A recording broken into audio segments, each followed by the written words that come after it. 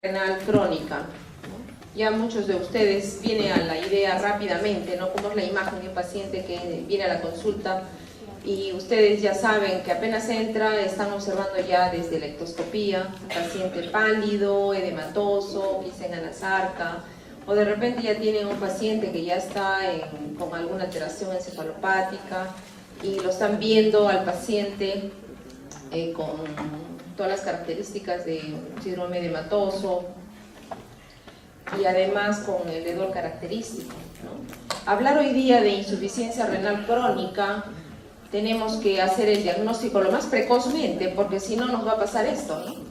Si nosotros pesquisamos el diagnóstico cuando ya hay un daño renal, ya sea estructural o a través de alguna función, entonces nos hemos perdido bastante tiempo atrás. Debemos tratar de pesquisar al paciente cuando todavía no tiene daño renal, pero ya tiene factores de riesgo. Es decir, tengo un paciente que es hipertenso, que es diabético, es un paciente que tiene poliquistosis renal, es un paciente que tiene infusiones urinarias a repetición, o tiene alguna uropatía obstructiva por algún tipo de patología prostática o una neoplasia que está obstruyendo la vía urinaria. Entonces yo no tengo que permitir que suceda, que haga mi diagnóstico, cuando ya ha pasado la época de factores de riesgo y luego ya comienzan a incrementarse los factores de riesgo. Lo ideal es pesquisar el diagnóstico aquí en estos globitos en celeste y no pesquisarlos ya en estos en verde que ya son factores de riesgo,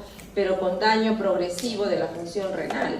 Es decir, si yo tengo una tasa de filtración glomerular normal de 100, en el transcurso y en la evolución del tiempo, esta va a ir disminuyendo progresivamente y entonces lo vamos a categorizar según los estadios de tasa de filtración glomerular. Menor de 60, inicialmente va a ir bajando 90, 60, 45, ¿no? Pero ya a través de un estadio de tasa de filtración glomerular G3A, menos de 60 de depuración de creatinina, ya estaremos hablando de un paciente con daño y función de la función renal. Finalmente, si esto ha seguido progresando y no hemos acudido a tiempo a nuestro paciente, porque así nos toca, ¿no? Hace poco vi un paciente que yo no lo veo, pero es una mujer de 78 años, que desde que entró hace tiempo que no vi una paciente tan pálida, toda desganada, fatigada para poder ingresar y caminar lo poco que caminó en el consultorio, y con todas las características de daño generalizado, ¿no? Entonces,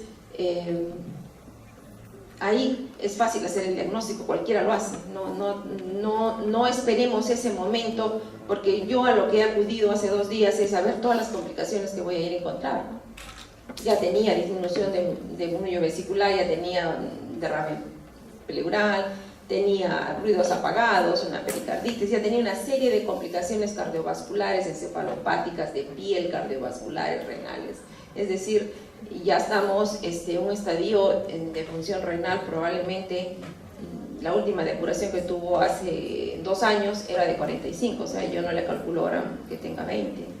Y vamos a llegar a la parte final donde el paciente vamos a dializarlo, vamos a trasplantarlo si es un joven de 30 años de edad por alguna otra causa, o vamos a evidenciar pues ya en poco tiempo la muerte. Bien, cuando hacemos el diagnóstico tenemos que hablar de que este paciente ya tiene más de 3 meses de enfermedad para hablar de una enfermedad renal crónica, y ya vamos a objetivar daños estructurales, es decir, si a este paciente le hicieron una biopsia y ya encontramos los daños estructurales típicos, ¿no? O puedo hacer unas pruebas de función de riñón y como la tasa de filtración glomerular o la albuminuria o la proteinuria en 24 horas, y va disminuyendo progresivamente según los estándares que vamos a verlos. Podemos encontrarlo, el paciente ya está presentando descenso de la filtración glomerular o todavía no. Hay anormalidades patológicas, es decir, yo encuentro ya alguna poliquistosis renal, como les digo, y la puedo evidenciar ya con una ecografía. Ya encuentro marcadores de daño, le hago un examen de orina simple y encuentro cilindros hemáticos, cilindros hialinos, ya me estoy orientando hacia algo. O le hago una urea de creatinina en ese paciente con hedor hemático urémico que les decía, y tiene 5 de creatinina y tiene una urea de 90.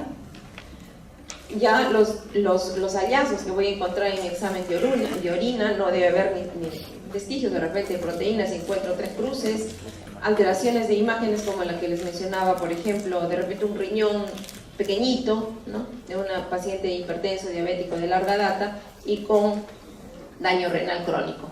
A esto se le va a agregar dentro de la definición, según las clasificaciones que vamos a ir a verlas más adelante de Carigo, por ejemplo, y en el Up to Date y en cualquiera de nuestros textos actualizados vamos a tratar de agregarle a esa definición términos como, por ejemplo, así como hablan de insuficiencia respiratoria aguda y tengo que ver mis gases arteriales y graficar cuánto tiene de presión de oxígeno el PAFI, igual en la función renal tengo que ver cuánto tiene de excreción de albúmina y de tasa de filtración glomerular, ¿no? Si el paciente tiene una disminución de la función de tasa de filtración glomerular de menos de 60 mililitros por minuto en un paciente de una superficie corporal de 1,73 m, o si tiene una excreción de albúmina mayor de 30 miligramos por día.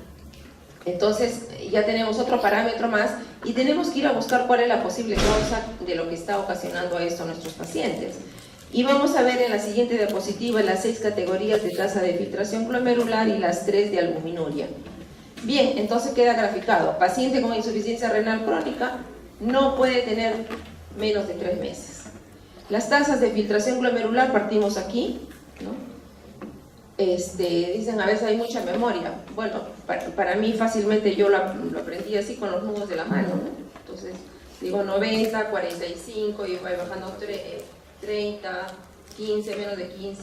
Entonces yo voy a ver a mi paciente con diferentes grados y van a ir con la mnemotecnia la categoría de G1, G2, G3A y G3B y G4, G5.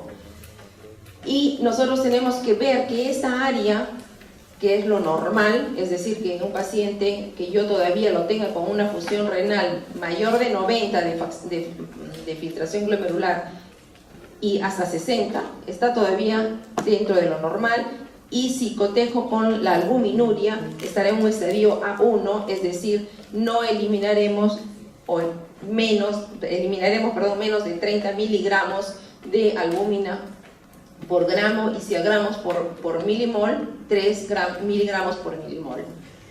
Conforme va aumentando en coloraciones en sus diapositivas, se lo van a ver en la casa, en el lado aquí, por ejemplo, de amarillo, es cuando ya el estadio de compromiso es de un estadio leve y ya está yendo para un moderado. En el estadio siguiente, en esta diagonal, es de moderado a severo, y en esto que se los puse yo en la gráfica, en la diapositiva en colores, sale en rojo, es ya el daño severo. Entonces estamos hablando de daño severo cuando la función renal está en un estadio 4 y va a una tasa de filtración entre 15 a 29 y con albúmina mayor de 30 hasta 300 miligramos o hasta más de 300 miligramos de albuminuria. Esto nos sirve. Estas diapositivas casi las saco, pero yo creo que no debo sacarlas. ¿Por qué? Porque si ustedes hacen refresco de lo que ya acabamos de decir, más de 3 meses es un criterio para hacer diagnóstico de insuficiencia renal. Pero ¿por qué me sirve? Porque acá les orienta, además de algo tan simple como, por ejemplo, lo que hablábamos de que cuando el paciente ya está en un estadio G3A, entonces ya lo tenemos con una tasa de filtración glomerular de menos de 60. Pero tengo que tener mucho cuidado con lo que cometemos errores hoy en día. Vemos la creatinina, pero no nos fijamos en el paciente. De repente es un obeso, de repente es un paciente que no tiene ni siquiera historia de nefropatía, de repente es un paciente que hace fisiculturismo, de repente es un paciente desnutrido y la creatinina me sale dentro del valor normal y yo concluyo que mi paciente está normal, y no es así. Tengo que hacer la tasa de filtración glomerular. Incluso existen fórmulas actuales donde me permite hacer una clasificación aparte de Gault, que ustedes ya conocen la forma rápida de que ustedes lo pueden hacer la fórmula para poder saber cuál es la tasa de filtración glomerular de su paciente. Pero esto les hago hincapié porque eso es lo que hacemos fácilmente lo que yo veo en el hospital. Ya el interno y el residente ya no le interesa ir a más, incluso es más, dentro de la experiencia yo les recomiendo, así con todas las limitaciones que trae la fórmula de Gault, yo tengo, de Crocop-Gault, tengo que sacar la tasa de filtración aproximada de mi paciente con el peso ideal de mi paciente, y después ya entro a mi computadora, a mi calculadora para sacar las fórmulas nuevas con todos los logaritmos para sacar una tasa de filtración exacta. Pero me va a orientar muchísimo para saber si cometo o no cometo errores con mi paciente en el momento que haga mi tratamiento, ¿no? Porque si yo parto de que la creatinina está en 1, está en 0.5 y es normal, y saco la tasa de filtración glomerular y te digo que tiene 25 de filtración, de tasa según la fórmula calculada, y yo le he indicado dentro de mi tratamiento porque tiene una infección urinaria, una amicacina, o lo he sometido a un procedimiento porque quiero demostrar si hay litiasis o no y que es la causa obstructiva, estoy exacerbando más el daño renal con el componente de la sustancia de contraste que estoy utilizando. Entonces, tener mucho cuidado en eso. ¿Y por qué me gustó también esto cuando quiero demostrar el daño estructural? Porque el daño estructural patológico, han tenido una linda clase ahorita y les he hablado, por ejemplo, de los pacientes con daño glomerular, el doctor que me ha precedido, Solari, donde el daño glomerular lo espero encontrar en quién, en un paciente, les acaba de decir, un paciente con diabetes, pero no solamente el diabético, porque de repente tengo un paciente con enfermedad autoinmune o una enfermedad infecciosa sistémica, una vasculitis, o un paciente que tiene una neoplasia o está usando drogas. Y también no solamente espero encontrar daño renal por glomerulopatía, sino también por alteraciones vasculares. Y también les he hablado sobre la aterosclerosis en los pacientes hipertensos, en los pacientes que tienen problemas de isquemias. También les he hablado de infecciones tubulointersticiales. Imagínense todas esas infecciones crónicas en nuestros pacientes, infecciones del tracto urinario a repetición. ¿Cómo va a acabar ese riñón? O los problemas obstructivos, piedras o neoplasias. Y también les hablé de las policistosis renales, que también van a llevar al paciente a esa patología. Y no olvidarnos también, ahí me gustó esta diapositiva, ¿por qué? Porque el paciente trasplantado también es muy importante. Yo tuve una gran enseñanza. No debemos nunca dejar de lado al paciente más cercano. Conocí a un médico jefe que en paz descanse, del hospital de la FAP, iba excelentemente bien en su tratamiento trasplantado renal y tuvo que hacer un viaje y se descuidó en su dosis de inmunosupresión, corticoides y drogas inmunosupresivas. Regresó. Desde que regresó ya se le veía al paciente cansado, al doctor, y con hedor urémico, lo habíamos visto como 2 semanas antes. Entró y el paciente con toda la evolución hizo nuevamente una falla renal con su riñón trasplantado, y por no haber hecho un seguimiento cercano al familiar, a la persona más cercana, no se le debe dejar de lado. Y nunca apurado, si no tengo tiempo lo cito para mañana, esos favores a medias no sirven, hay que hacer las cosas bien. El doctor falleció al poco tiempo. Entonces, también ellos hacen todo el componente de alteraciones de enfermedades. Por último, nuevamente acá se remarca el por qué el DOSARI ve las categorías A1, A2 y 3 en relación a la albuminuria y la categoría de tasa de filtración glomerular. Y no olvidarnos que cuando ya tenemos pues albuminuria mayor de 300, el caso les he hablado de pacientes con síndrome nefrótico, más de 3 gramos, a partir de 2 gramos, 200, ya estamos partiendo a este paciente de tener un síndrome nefrótico de por medio. Y como les remarco nuevamente, el sedimento urinario es muy importante porque me va a orientar si yo tengo cilindros hialinos. Estoy pensando en que hay una patología, una pielonefritis crónica, o tengo hemáticos y estoy planteando de que tengo una glomerulopatía, o si ya tengo otro tipo de componentes. O sea, no dejar de lado y no dejar de lado las imágenes, porque de repente ya viene mi paciente y ya tiene la historia de insuficiencias renales y no le hemos hecho una ecografía y el diagnóstico estaba ahí, porque no es diabético, no es hipertenso, no tiene infecciones urinarias, nunca ha tenido cálculos, y el problema termina siendo patología poliquistosis renal, ¿no? no dejar de lado también otras patologías, ¿no? Acá, nuevamente, simplemente para comparar, ¿no? Es lo mismo que hemos visto en el cuadro, pero acá ya está por separado cuando el daño está leve, moderadamente y severamente incrementado. Esto es el cuadro en grande de lo que ya hemos visto en la clasificación. Y acá hace remarcar, ¿no? Si ya tengo un paciente con albuminuria, si tengo un paciente con albuminuria, entonces ver cuál es la posible, quién es el paciente. Es un paciente con hipertensión arterial y estoy encontrando albuminuria, o es un paciente que además le estoy encontrando que en el lapso de tiempo, corto tiempo, está evolucionando rápidamente, la hipertensión está yendo en incremento, es un paciente de raza morena, es un paciente varón, es un paciente joven. O sea, hay que ver las características para poder hacer una buena anamnesis, para poder hacer un buen seguimiento y diagnóstico de nuestros pacientes. Entonces, la tasa de filtración glomerular en la actualidad es aceptado como el mejor índice para poder evaluar la función renal. Estamos quedando que es menos de 60 mililitros por minuto por 1.73 metros cuadrados de reducción en la tasa de filtración glomerular, y estamos hablando ya del riñón dejó de funcionar, tiene una falla renal de menos de 15 mililitros por minuto de 1.73 metros cuadrados.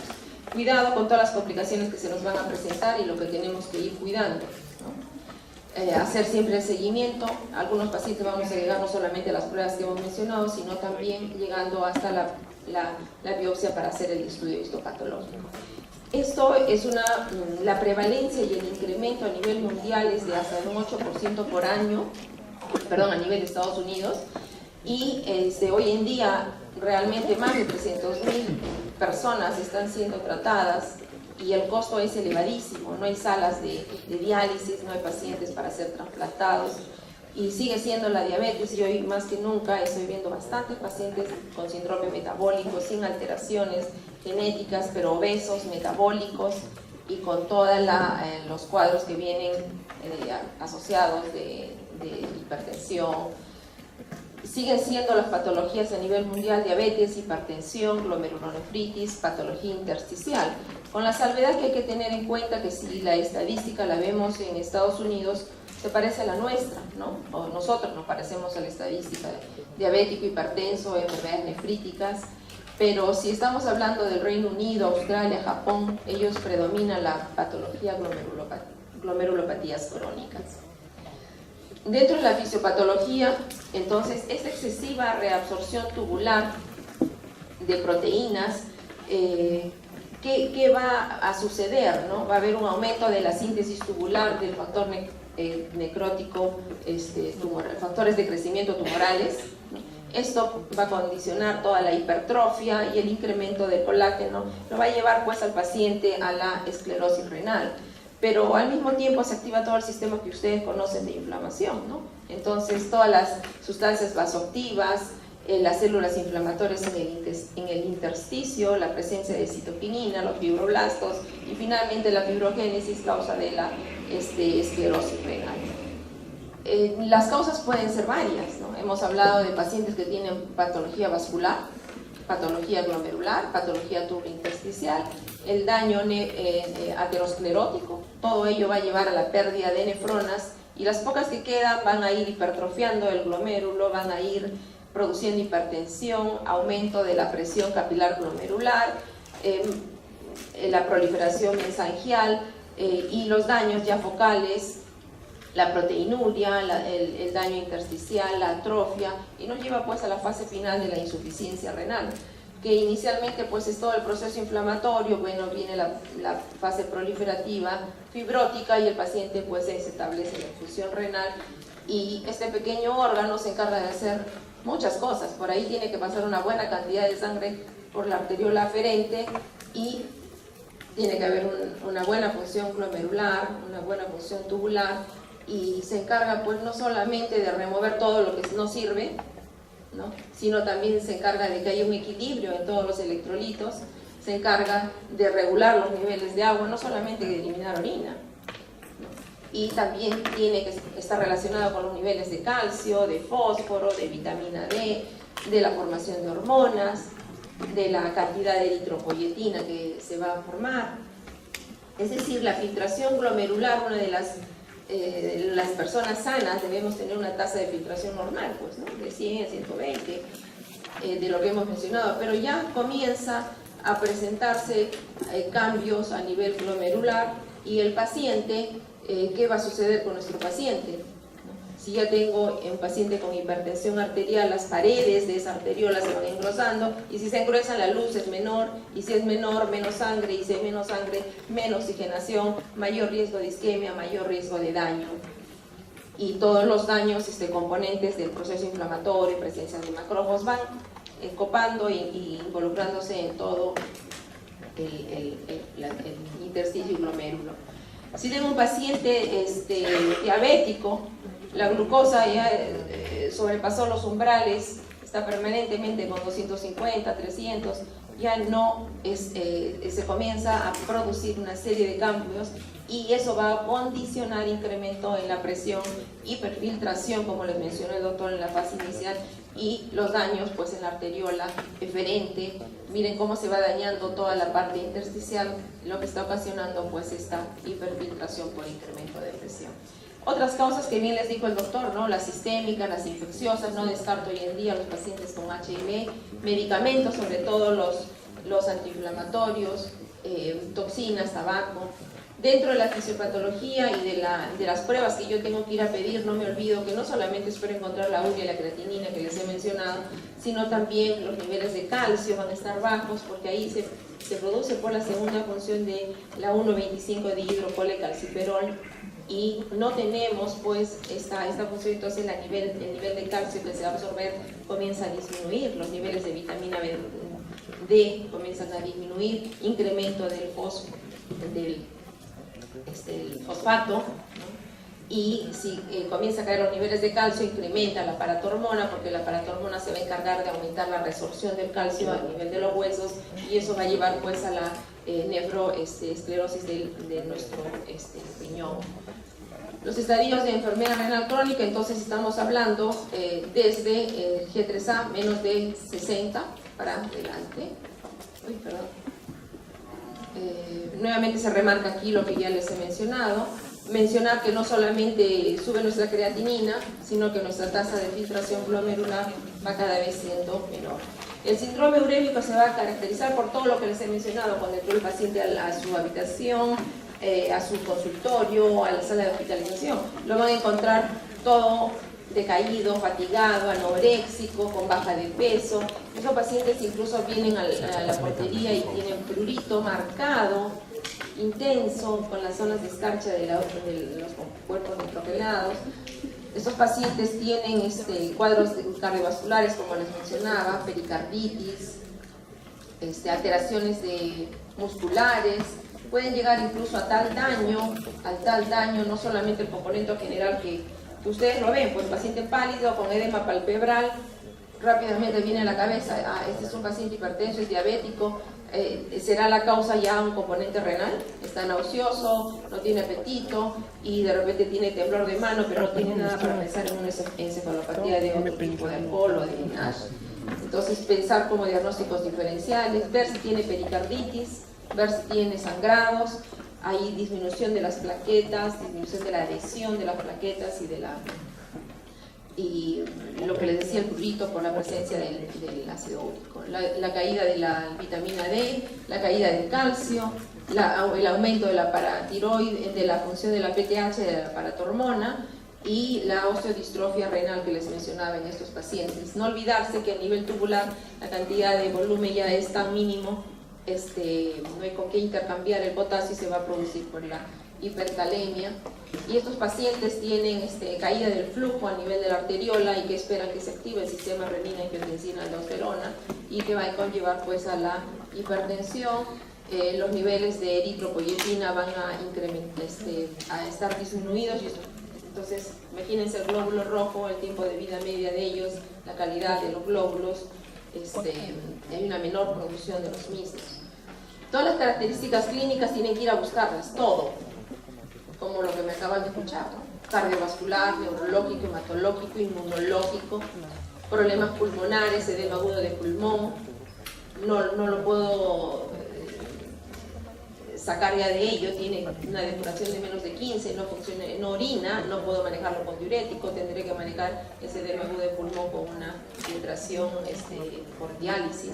Entonces tengo que buscar todas las alteraciones, desde las tan simples como la palidez terrosa, la picazón, el prurito del cuerpo, la melanosis, la atrofia unguial, los retrasos de la curación de las heridas, la cerosis. Miren, cuadros de melanosis, atrofias unguiales.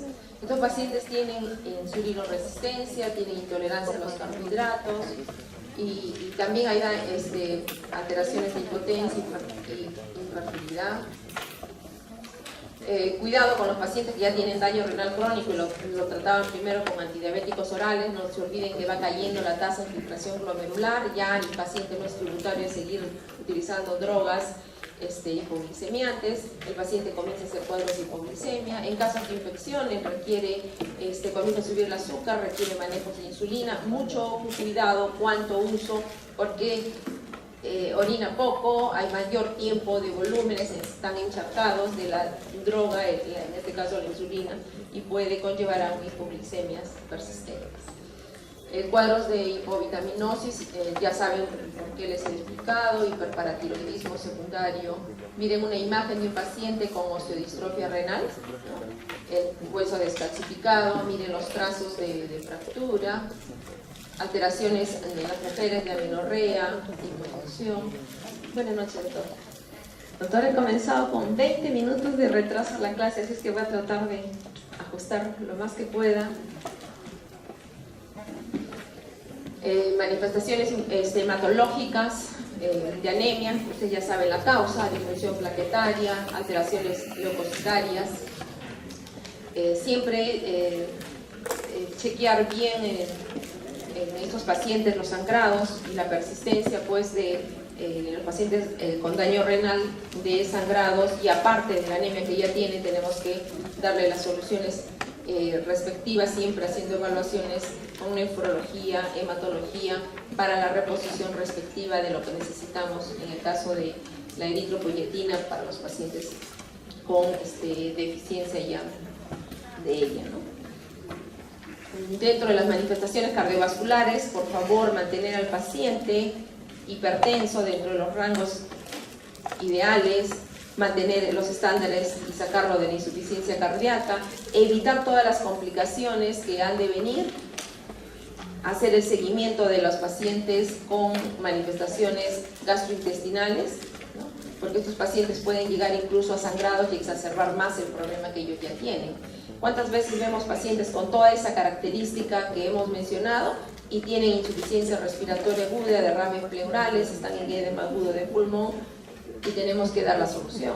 Cuando les hablaba de pacientes con alteraciones encefalopáticas, desde la simple, el temblor, las piernas inquietas, la asterixis, o el paciente que ya llega con estupor, con coma, estos pacientes entran fácilmente en ansiedad, en depresión, y nuestro plan de trabajo tiene que ser completo. No puedo dejar de lado no tener un hemograma, los niveles de glucosa, de urea, creatinina, el perfil lipídico. Si estoy pensando en un paciente que me tiene una pericarditis, un electrocardiograma, una ecocardiografía. Si estoy pensando que es diabético, hipertenso, un fondo de ojo, la tasa de filtración glomerular, los haces del examen de orina, los niveles de calcio, de fósforo. Si estoy pensando en ecografías renales, eventualmente de repente necesito también el urograma excretor en las uropatías, ¿no? Para demostrar si estamos encontrando todas estas alteraciones que estamos mencionando, ¿no? Se plantearán los diferentes síndromes clínicos. Tengo un paciente con un síndrome urémico y con prurito intenso. El síndrome dérmico es como parte de esta patología renal crónica.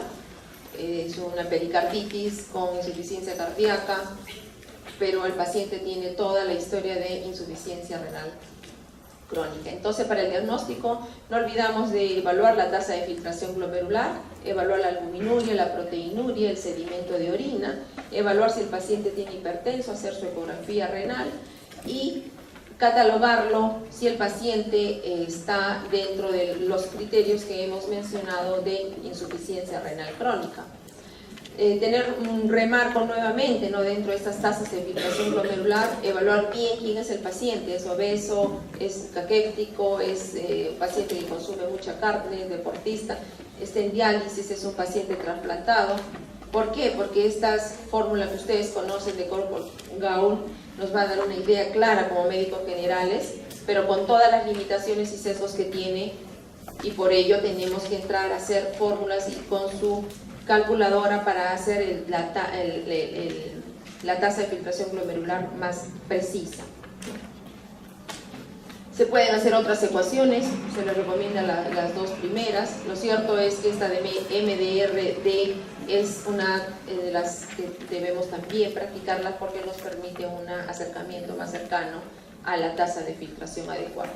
También se puede hacer las evaluaciones de la albuminuria y hacer una relación con la creatinina, el radio de proteína creatinina, las tiras, la ecografía, riñón pequeño o riñón grande. Esto es para insuficiencia renal aguda. Miren el riñón pequeñito de un paciente con enfermedad renal crónica.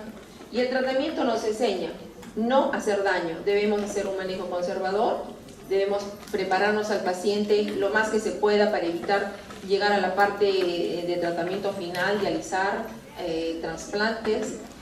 Tenemos que hacer desde lo básico el manejo dietético de nuestro paciente. Debemos, como les digo, primera regla, no hacer daño al paciente. Prevenir y evitar la progresión de la enfermedad. ¿Es hipertenso? Allá, entonces tengo que mantener la presión arterial idónea. ¿Es diabético? En vez de tener una glucosa de 200, lo mantendré entre 70 y 100, menos de 125. Es paciente que tiene un síndrome urémico y ya tiene una hemoglobina de 9 o de 7, el nefrólogo ya le está aplicando la eritropoyetina, y si tiene hipocalcemia ya le estamos dando sus niveles de calcio adecuadamente. Evaluar siempre todas las pruebas de citometría, si no es portador de litiasis, ver los niveles de calcio. Es decir, tenemos que no solamente aportar el calcio, aportar la vitamina D y sacarlo de la anemia.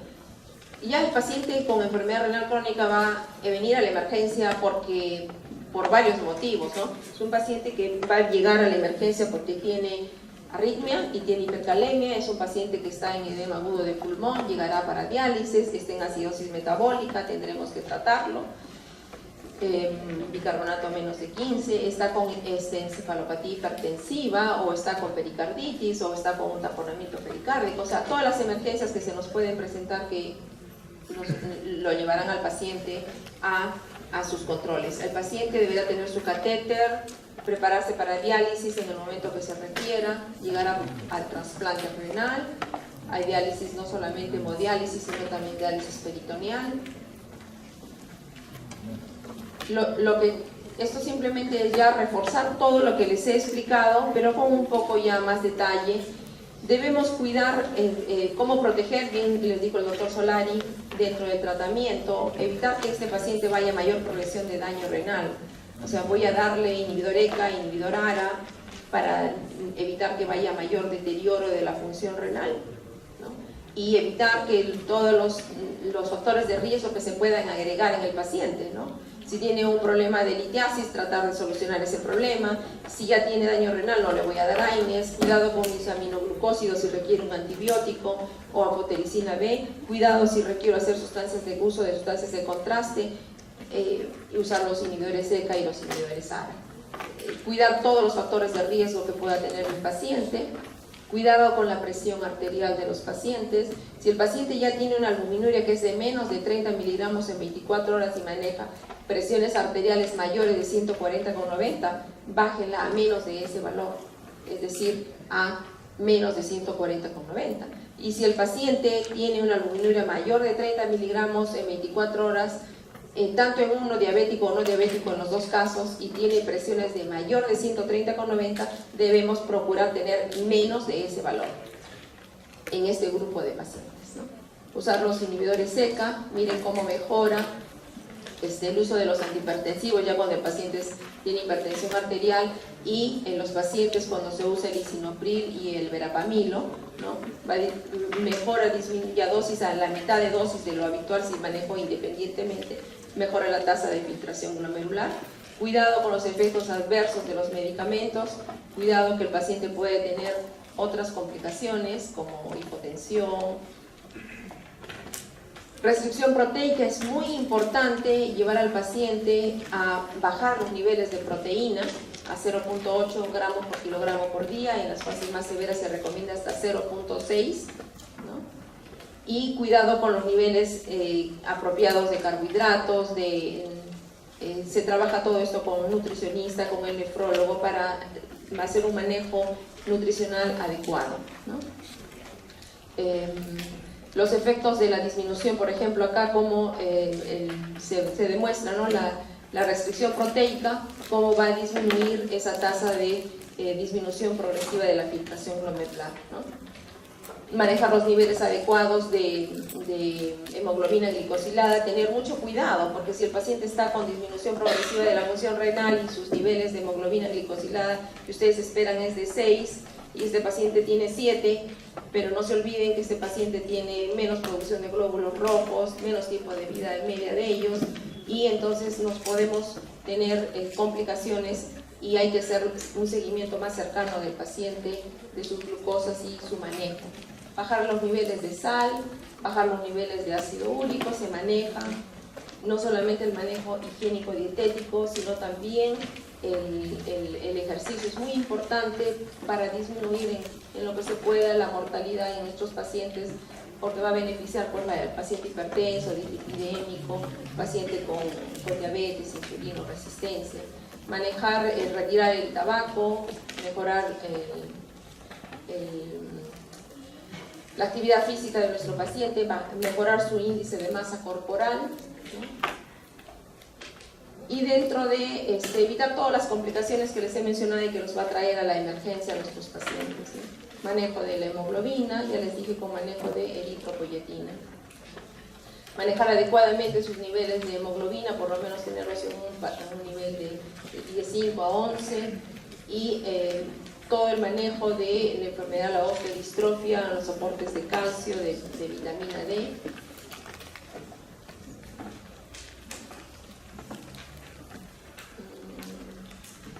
Todo esto les he mencionado. Cuidado también con el uso de los bifosfonados en los pacientes que ya tienen una tasa de filtración glomerular en un G4, G5, menos de 30 mililitros por minuto.